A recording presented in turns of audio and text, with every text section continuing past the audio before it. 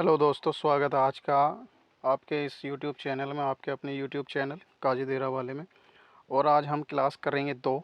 इससे पहले हम क्लास 1 कर चुके हैं, जो कि एनसीईआरटी क्लास 9th और 10th के हम एनसीईआरटी के एमसीक्यूज़ कर रहे हैं, जो कि बीपीएससी ट्री 4 और रेलवे के किसी भी एग्ज़ाम या जिसमें साइंस आती हो काफ़ी हेल्पफुल होंगे, क्योंकि साइंस एनसीईआरटी से ही काफ़ी पूछे जाते हैं और काफ़ी क्वेश्चन एनसीईआरटी से आते हैं। यानी कि बीपीएससी ट्री 4 हो, रेलवे का कोई भी एग्ज़ाम हो, सब में एनसीईआरटी काफ़ी महत्वपूर्ण होती है। तो चलिए शुरू करते हैं। दूसरी ये क्लास 2 है, ये। उससे पहले हम एक क्लास कर चुके हैं, उसमें हमने 50 सवाल करे हैं और आज हम 50 सवाल करने वाले हैं। तो पहला क्वेश्चन है हमारा, पहला है 51वां। इससे पहले हम 50 क्वेश्चन हम अपने कर चुके हैं। तो पहला क्वेश्चन हमारा, क्या गैसों की संपीड्यता होती है, अधिक होती है, कम होती है, अधिक और कम होती है? तो इसमें होता है, गैसों की जो संपीड्यता होती है वो सबसे अधिक होती है, अर्थात गैस को सबसे ज़्यादा दबाया जा सकता है। किसके मुकाबले? द्रव और ठोस के मुकाबले। किसके मुकाबले? द्रव और ठोस के मुकाबले। अगला है हमारा नेक्स्ट 52वां क्वेश्चन होगा कि 20 डिग्री सेंटीग्रेड का मान केल्विन स्केल पर क्या होगा? तो केल्विन स्केल पर 20 डिग्री सेंटीग्रेड का मान क्या होगा? तो क्या होगा? 273 केल्विन होगा, जो हमारा सही आंसर होगा। जी हाँ, 273 केल्विन होता है हमारा। 20 डिग्री सेंटीग्रेड की बात कर रहे हैं, यानी कि 0 डिग्री सेंटीग्रेड किसके होता है? 273 के। तो 20 डिग्री किसके हो जाएगा हमारा? 20 जोड़ देंगे हम 273 में, तो सी आंसर इसका हो जाएगा 293 केल्विन हो जाएगा। यानी कि 20 डिग्री का मान वो हमसे पूछ रहा था। अगला होगा हमारा नेक्स्ट 53वां क्वेश्चन है, 470 केल्विन का मान सेल्सियस में क्या होगा? अगर जो हम डिग्री सेल्सियस को किस में बदलते हैं? केल्विन में बदलते हैं, तो 273 क्या जोड़ देते हैं। और अगर केल्विन को हम डिग्री सेल्सियस में बदलते हैं तो -273 कर देते हैं। तो इसमें क्या हो जाएगा? 470 में से जब हम 273 घटाएंगे तो वो कितना बचने वाला है हमारा? तो वो बचने वाला है हमारा 197। सी आंसर इसका सही हो जाएगा। अगला क्वेश्चन होगा हमारा 54। किसी ठोस के इकाई द्रव्यमान को द्रव अवस्था में बदलने में बिना ताप बदले जितनी ऊष्मा लगती है, वह उस ठोस का क्या कहलाता है? तो वो क्या कहलाता है हमारा? वो कहलाता है द्रवण की ऊष्मा। यानी कि इकाई द्रव्यमान को किस अवस्था में बदल रहे हैं हम? द्रव अवस्था में बदल रहे हैं, तो वो क्या कहलाएगी? हमारी द्रवण की ऊष्मा कहलाएगी। अगला होगा हमारा 55। निम्नलिखित में से कौन पदार्थ की सामान्य अवस्था नहीं है? तो पदार्थ की सामान्य अवस्था नहीं है तो प्लाज्मा यानी कि उच्च ताप अगर हम किसी वस्तु का करते हैं तो हमें क्या प्राप्त होती है? प्लाज्मा प्राप्त होता है। उच्च ताप पर क्या प्राप्त होता है? हमें प्लाज्मा प्राप्त होता है। अगला होगा हमारा 56वां कि वायुमंडल या दाब पर 1 किलोग्राम द्रव को, किसको? 1 किलोग्राम द्रव को उसके द्रवणांक पर गैसीय अवस्था में परिवर्तित करने के लिए आवश्यक ऊष्मा को क्या कहते हैं? किस में परिवर्तित करने के लिए? गैस में परिवर्तित करने के लिए क्या कहते हैं? तो वो कहते हैं हम वाष्पीकरण की गुप्त ऊष्मा। किसको? द्रव को किस में बदल रहे हैं हम? वाष्प में बदल रहे हैं, यानी कि इसको क्या कहेंगे हम? वाष्पीकरण की गुप्त ऊष्मा। अगला हो जाएगा हमारा 57वां। निम्नलिखित में से कौन पदार्थ नहीं है? जो हमारा पदार्थ नहीं है, बालू एक पदार्थ है, स्थान घेरता हवा पदार्थ है, बादल पदार्थ है, लेकिन क्या पदार्थ नहीं है हमारा? सूर्य का प्रकाश एक पदार्थ नहीं है। तो सही आंसर हमारा हो जाएगा सूर्य। अगला हो जाएगा पदार्थ के विसरण की दर का कौन सा क्रम सही है? पदार्थ का जो विसरण होता है सबसे ज़्यादा किस में होता है, सबसे कम किस में होता है? तो सबसे कम होगा हमारा ठोस में, और उससे ज़्यादा होगा फिर द्रव में, और सबसे ज़्यादा हो जाएगा हमारा गैस में। तो इसमें क्या हो जाएगा हमारा 58वें का ए आंसर सही हो जाएगा। ये साइन इस तरीके से, ये 59वां हो जाएगा हमारा वाष्पीकरण की क्रिया द्रव के किस भाग में होती है? जो वाष्पीकरण की क्रिया होती है वो खुले भाग में होती है, यानी कि द्रव के ऊपरी सतह पर होती है, अर्थात सतही भाग। यह एक कैसी घटना है? सतही घटना है। कौन? वाष्पीकरण। वाष्पीकरण कैसी घटना है? एक सतही घटना है। अगला हो जाएगा पदार्थ का अवस्था परिवर्तन कैसे होता है? जो पदार्थ है हमारा उसकी अवस्था में परिवर्तन कैसे होता है? तो कैसे होता है हमारा? तो इसमें देखते हैं हम 60वां, क्या इनमें से सभी यानी कि ताप में परिवर्तन होता है तो द्रव्य अवस्था, दाब में अगर हम परिवर्तन करते हैं तो भी हमारा, और ताप में ताप बढ़ने पर द्रव का क्या हो जाता है हमारा, दाब घटने से, ओ सॉरी, तापक्रम बढ़ने से, तापक्रम बढ़ने से और दाब घटने से। इनमें से सभी आंसर हो जाएगा डी, सही आंसर होगा इसका।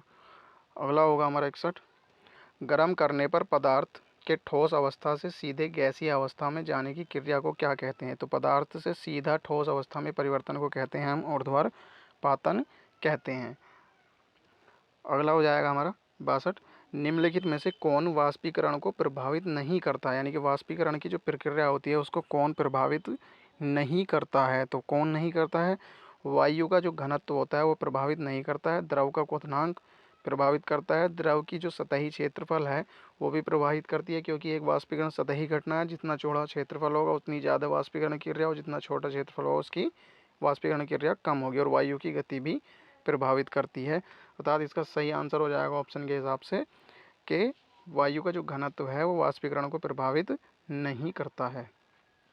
अगला हो जाएगा वाष्पीकरण की प्रक्रिया है, वाष्पीकरण की जो प्रक्रिया है वो क्या है? तो वाष्पीकरण की प्रक्रिया एक स्वतः होने वाली प्रक्रिया है, सही है।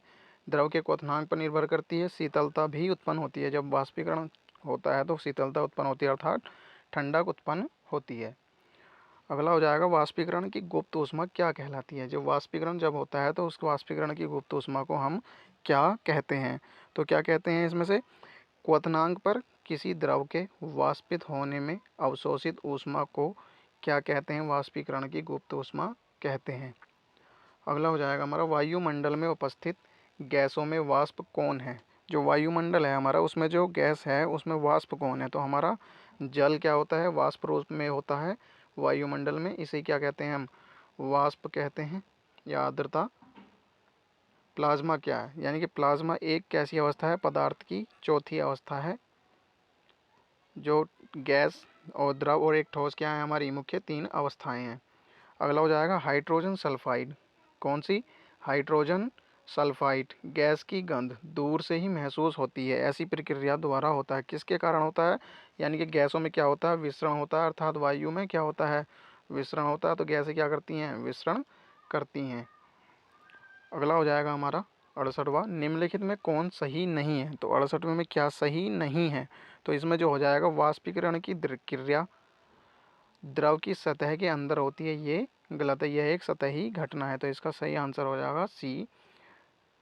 और 69वां क्वेश्चन होगा, निम्नलिखित में से कौन ऊर्ध्वपातित यानी कि ऊर्ध्वपातित नहीं होता है? यानी कि गंधक ऊर्ध्वपातित नहीं होता है, या नौसादर या आयोडीन या कपूर, तो कौन नहीं होता है इसका? इसका हो जाएगा गंधक, सही आंसर हो जाएगा। नौसादर ऊर्ध्वपातित हो जाता है, आयोडीन भी और कपूर भी, यानी कि ये सीधे द्रव अवस्था में बिना बदले सीधे गैस में परिवर्तित हो जाते हैं, ये गैस अवस्था में चले जाते हैं।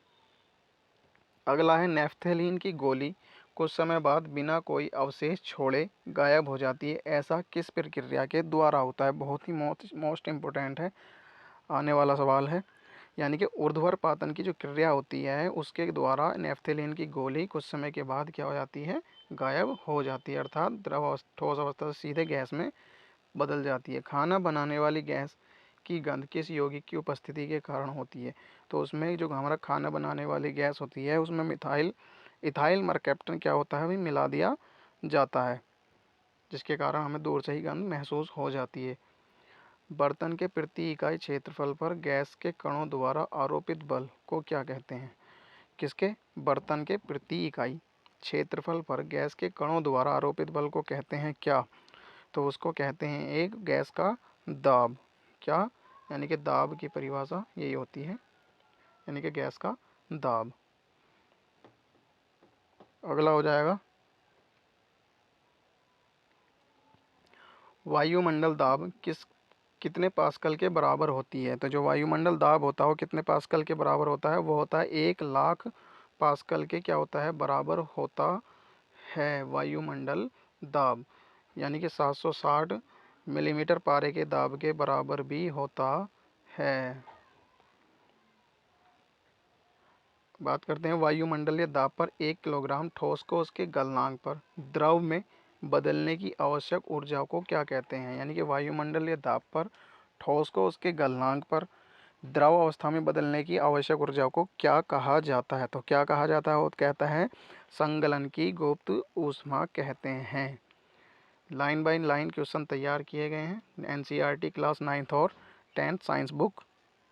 75वां क्वेश्चन होगा हमारा, निम्न में कौन ऊर्ध्वत पातित है, अर्थात कौन सा ऊर्ध्वत पातित हो जाता है, यानी कि सीधा ठोस अवस्था से गैस अवस्था में परिवर्तित हो जाता है। तो वो है हमारी शुष्क बर्फ अर्थात ठोस कार्बन डाइऑक्साइड, कार्बन डाइऑक्साइड।